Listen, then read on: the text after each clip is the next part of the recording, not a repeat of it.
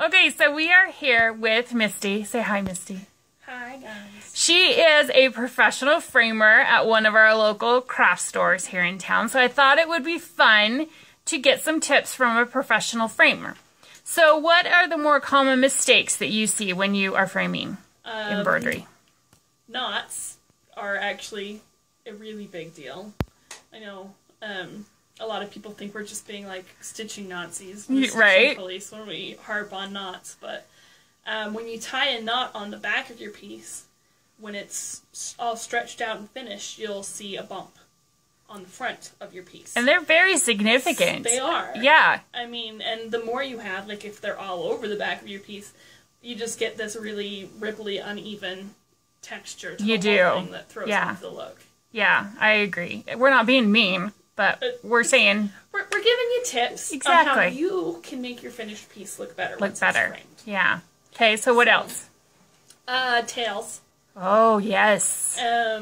When you don't trim it down, you can see it when it's finished, because we'll mount it on a light colored board, which actually that's a helpful tip. You can, if you do have tails on things, you can choose to have it mounted on a dark board instead. You just have to ask. Oh, right. That's a good idea.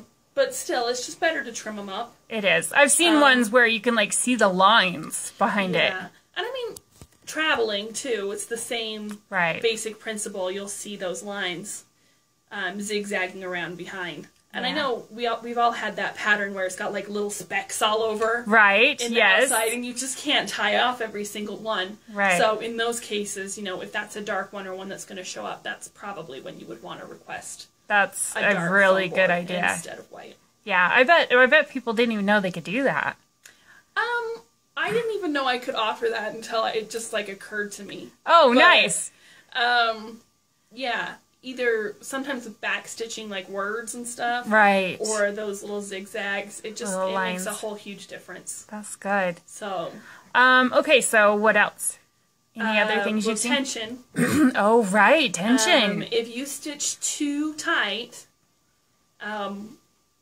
it will either force your piece off of square. Right. Which, you know, depending on how tight you go, there's only so much muscle I have in my arms to straighten that sucker back out again.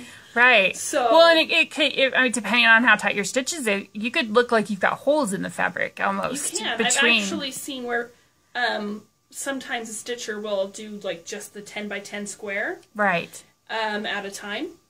And then if your stitching is too tight and you do that, you can actually see like a parting of the ways. Oh, really? At where they cut off. Oh. So, like, you get this distinct line between every this 10. Square and that square. Oh, that would suck.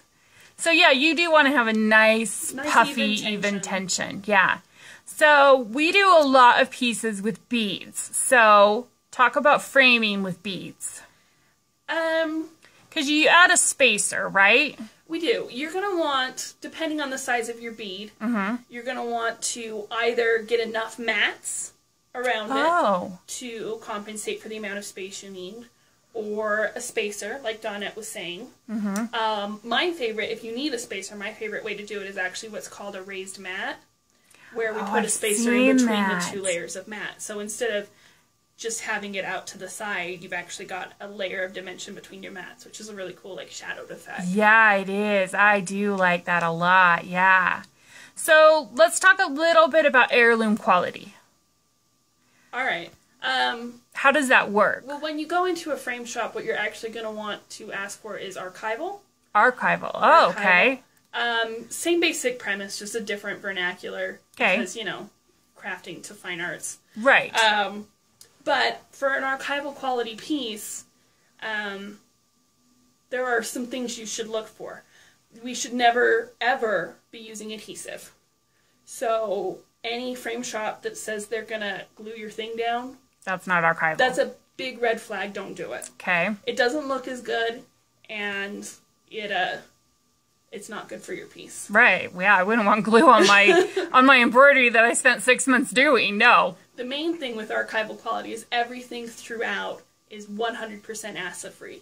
So like at our frame shop, we use the acid-free foam core for a stitchy pin, where we pin it into the board instead of gluing it. Gluing it. Which you shouldn't do. Tons better. Right, yes, it does. And it's also the best way to keep them straight because, you know, we're following a square, we're pinning it in a square. It's going to always be square. Yeah. And then the mat boards are actually archival as well. So instead of just being acid-free, which sounds just as good. Right. But on an acid-free mat, you've got an acid-free layer on the front and the back of the mat. Oh, and really? The core is actually not acid-free. Oh, really? So you'll see over time on what's called an acid-free mat, the little bevels will turn yellow, and that is actually acid erosion. Oh, I had no idea. So, you want an archival quality mat, not an acid-free mat. Not an acid. Oh, wow. Okay, that's. I didn't even know that. Okay. The cool thing about the archival quality mats is they actually filter acid as well. Oh, really? So it's such high quality, not acid. Yeah. That they act as a HEPA filter and will kind of filter some of the acid like out of the fabric and stuff. Oh, that's cool. Which is nice. That's cool. Now, you guys offer like several different types of glass. We do. Why do you like one better than the other? I mean, besides the obvious glare factor.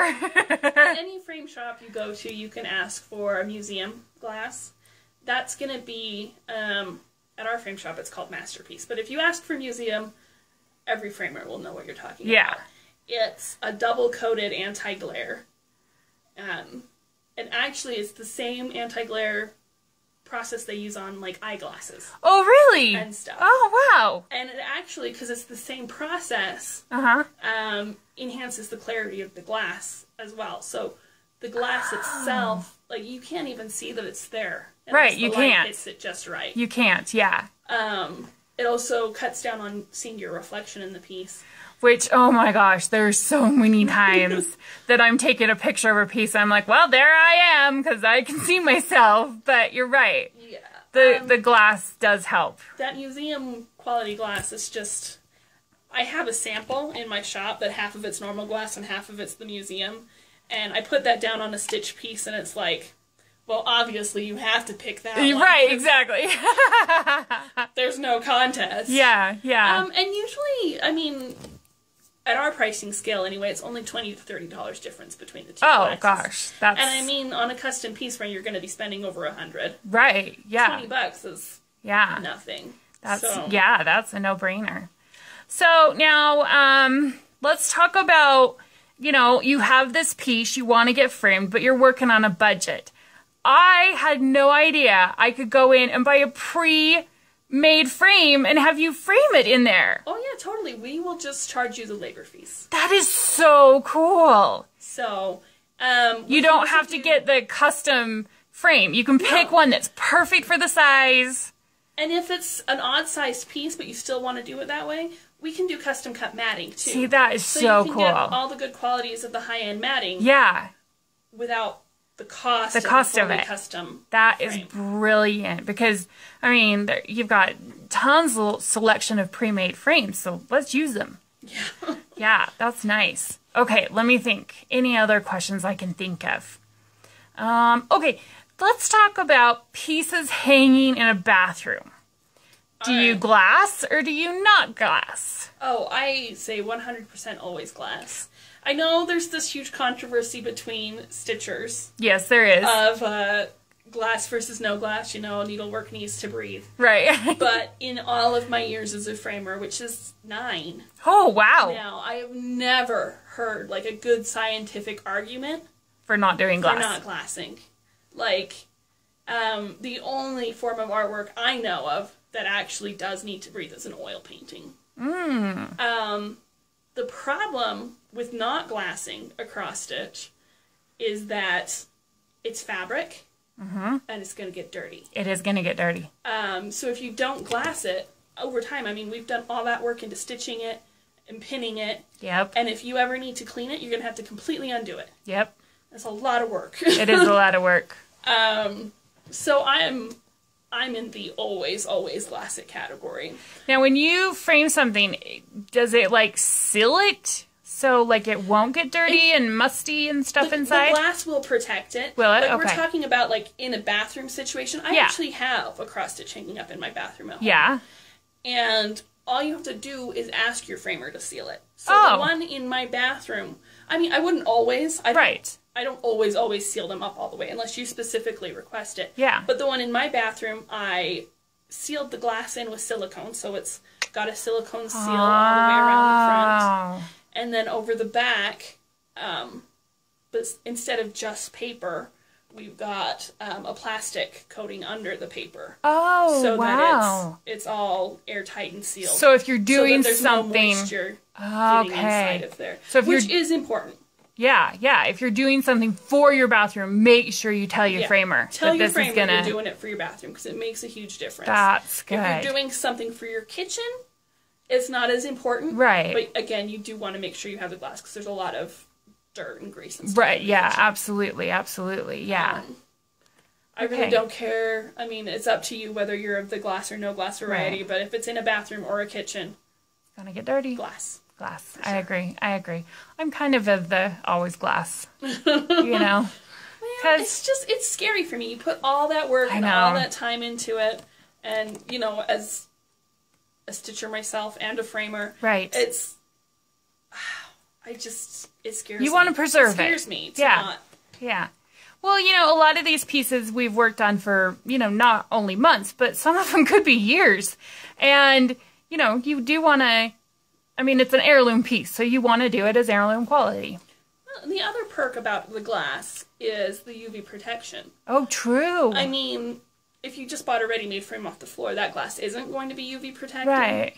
But I know we've seen pieces that are not even close to the color they were when you originally stitched it. You're right, I have too. And, a lot major of that sun can damage be prevented just by using a good UV protected glass. Wow.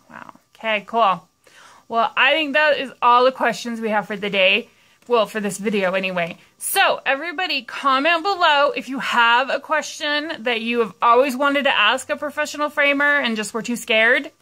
Let me know, and we will do another video, and we will ask Misty. And I'm totally part of the Wednesday Stitch group. So we are. It's so much fun here.